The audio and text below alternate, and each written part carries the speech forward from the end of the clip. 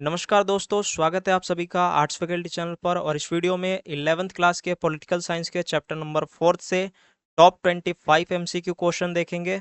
नाम है कार्यपालिका, इंग्लिश में द एग्जीक्यूटिव कहते हैं। और आपके मिड टर्म एग्जाम हो या फिर फाइनल एग्जाम हो, इन्हीं 25 क्वेश्चन में से दिख जाएंगे आपको, इसलिए आप पूरी वीडियो देखिए। और साथ ही चैनल पे नए हैं तो चैनल को सब्सक्राइब करके घंटी वाले निशान को जरूर दबा लीजिए, ताकि मेरी सारी वीडियो आपको टाइम टू टाइम मिलती रहे। ठीक है, साथ ही शेयर कीजिएगा, पसंद आ जाए तो लाइक कीजिएगा। शुरू करते हैं अपने फर्स्ट क्वेश्चन से। तो फर्स्ट क्वेश्चन है यहाँ पर, कार्यपालिका का मुख्य कार्य क्या होता है? ऑप्शन है कानून लागू करना, कानून बनाना, न्याय करना, चुनाव कराना। तो इसका राइट आंसर हो जाएगा ऑप्शन नंबर ए, कानून लागू करना कार्यपालिका का मुख्य कार्य होता है। ठीक है। दूसरा क्वेश्चन है, कार्यपालिका कितने प्रकार की होती है? टाइप्स ऑफ एग्जीक्यूटिव पूछ रहा है। ऑप्शन है यहाँ पर 1, 2, 3, 4।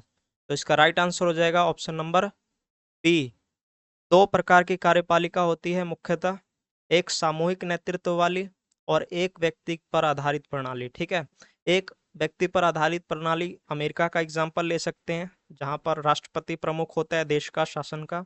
और सामूहिक नेतृत्व में भारत का ले सकते हैं, जिसमें पार्लियामेंट्री सिस्टम होता है, प्रधानमंत्री और उसका मंत्रिपरिषद। ठीक है। तो B is the right answer. तीसरा क्वेश्चन है, स्थायी कार्यपालिका का उदाहरण है। ऑप्शन है सिविल सेवक अधिकारी, राष्ट्रपति, राज्यसभा अध्यक्ष, लोकसभा अध्यक्ष। तो इसका राइट आंसर हो जाएगा ऑप्शन नंबर ए, सिविल सेवक अधिकारी जो होते हैं, यानी प्रशासनिक अधिकारी जो आईएएस और आईपीएस वर्ग के अधिकारी होते हैं, वो अस्थायी कार्यपालिका के उदाहरण है। ठीक है। चौथा क्वेश्चन है, वास्तविक कार्यपालिका किसे कहा जाता है? ऑप्शन है यहाँ पर राष्ट्रपति, उपराष्ट्रपति, प्रधानमंत्री और मंत्रिपरिषद और सुप्रीम कोर्ट। तो यहाँ राइट आंसर हो जाएगा ऑप्शन नंबर सी, प्रधानमंत्री और मंत्रिपरिषद वास्तविक कार्यपालिका कहलाते हैं, क्योंकि यही मुख्यतः नियम कानून लागू करते हैं। ठीक। और दोस्तों, यदि आपने 25 क्वेश्चन में से कम 12 क्वेश्चन के आंसर सही दिए, दैट मीन्स कि आपकी जो पॉलिटिकल साइंस की प्रिपरेशन है वो काफ़ी ज़्यादा स्ट्रॉन्ग मानी जाएगी।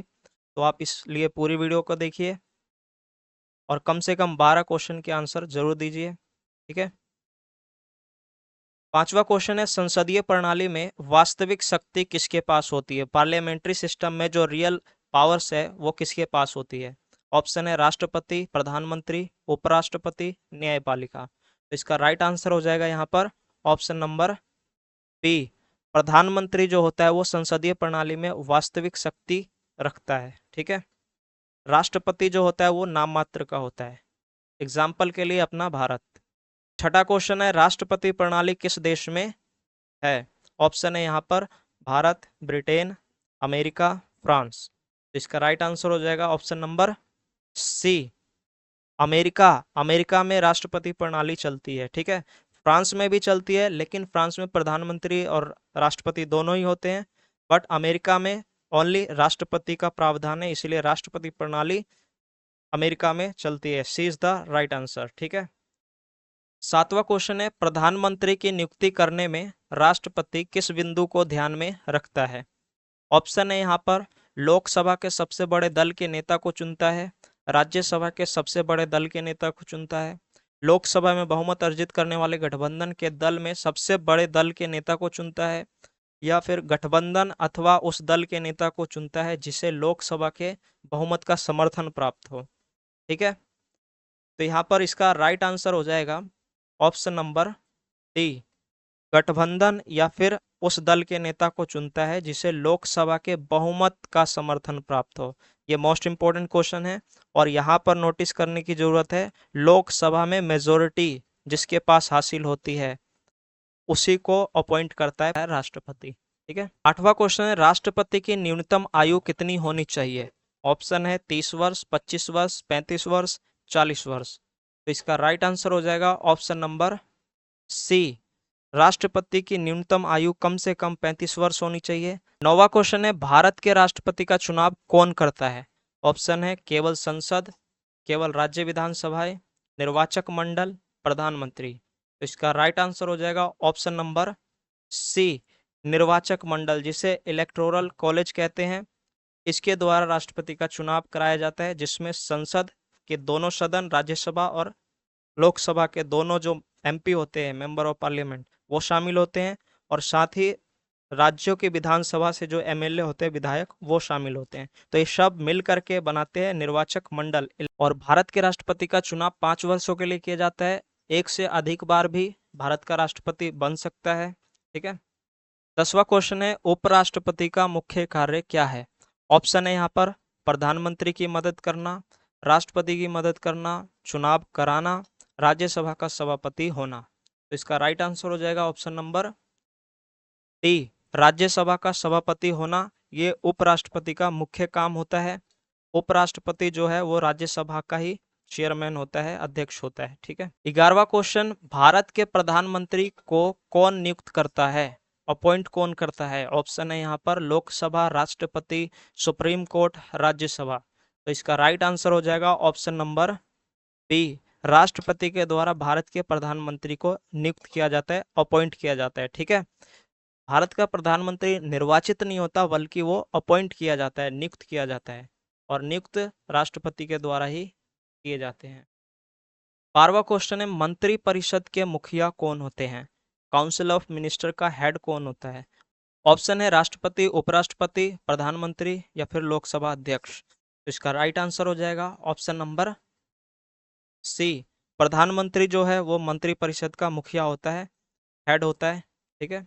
13वां क्वेश्चन है, संसदीय कार्यपालिका का अर्थ होता है। ऑप्शन है जहां संसद हो वहां कार्यपालिका का होना, संसद द्वारा निर्वाचित कार्यपालिका, जहां संसद कार्यपालिका के रूप में काम करती है, ऐसी कार्यपालिका जो संसद के बहुमत के समर्थन पर निर्भर हो। ठीक है। तो इसका राइट आंसर हो जाएगा ऑप्शन नंबर डी, ऐसी कार्यपालिका जो संसद के बहुमत के समर्थन पर निर्भर हो, वो संसदीय कार्यपालिका का अर्थ के अंतर्गत आएगा। ठीक है। 14वां क्वेश्चन, संसदीय प्रणाली में कार्यपालिका किसके प्रति उत्तरदायी होती है? ऑप्शन है जनता के प्रति, संसद के प्रति, न्यायपालिका के प्रति, राष्ट्रपति। तो इसका राइट आंसर हो जाएगा ऑप्शन नंबर बी, संसद के प्रति कार्यपालिका उत्तरदायी होती है। ठीक है। 15वां क्वेश्चन, राष्ट्रपति को बर्खास्त यानी हटाया जा सकता है कैसे? ऑप्शन है महाभियोग के द्वारा, प्रधानमंत्री द्वारा, उपराष्ट्रपति द्वारा, लोकसभा अध्यक्ष द्वारा। तो इसका राइट आंसर हो जाएगा ऑप्शन नंबर ए, महाभियोग के द्वारा, जिसे अपीचमेंट भी कहते हैं। 16वां क्वेश्चन है, राष्ट्रपति अपने पद से इस्तीफा किसे देता है? ऑप्शन है प्रधानमंत्री, उपराष्ट्रपति, लोकसभा अध्यक्ष, सर्वोच्च न्यायालय। तो इसका राइट आंसर हो जाएगा ऑप्शन नंबर बी, राष्ट्रपति अपने पद से इस्तीफा उपराष्ट्रपति को देता है, और इसी प्रकार उपराष्ट्रपति जब अपने पद की इस्तीफा देता है तो वो राष्ट्रपति को देता है। ठीक है। 17वां क्वेश्चन है, राष्ट्रपति पर महाभियोग कौन चला सकता है? ऑप्शन है केवल लोकसभा, केवल राज्यसभा, सर्वोच्च न्यायालय या फिर संसद।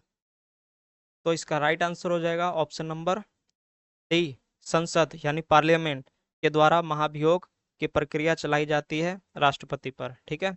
और संसद के दोनों सदन, चाहे वो राज्यसभा हो या लोकसभा हो, किसी भी सदन से महाभियोग की प्रक्रिया शुरू की जा सकती है। D is the right answer, parliament. 18वां क्वेश्चन है, अनुच्छेद 74 का कोलार्ज ए किससे संबंधित है?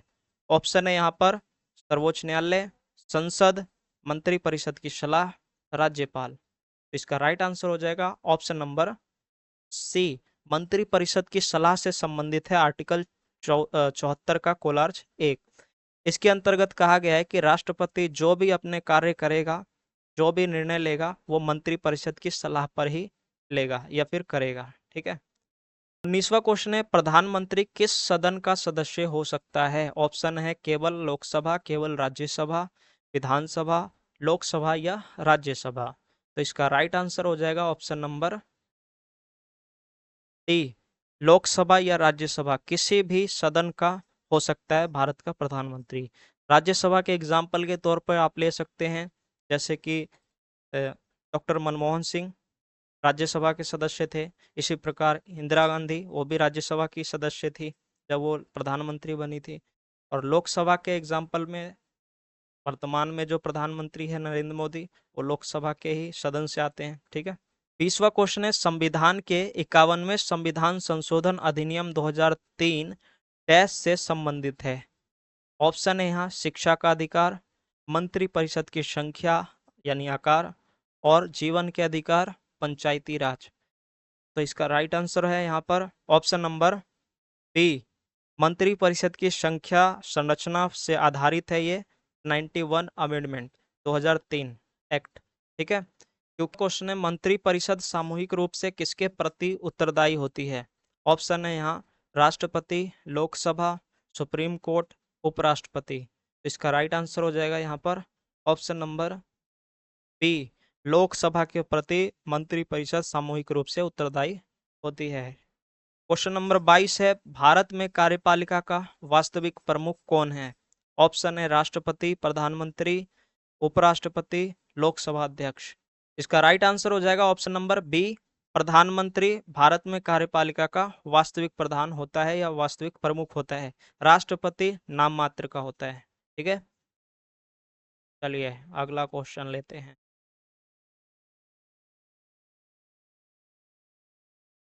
ओके, सो 23वां क्वेश्चन है ब्रिटेन में कार्यपालिका का नाम मात्र प्रमुख कौन है। ऑप्शन है प्रधानमंत्री, सम्राट, रानी और संसद, हाउस ऑफ लॉर्ड्स।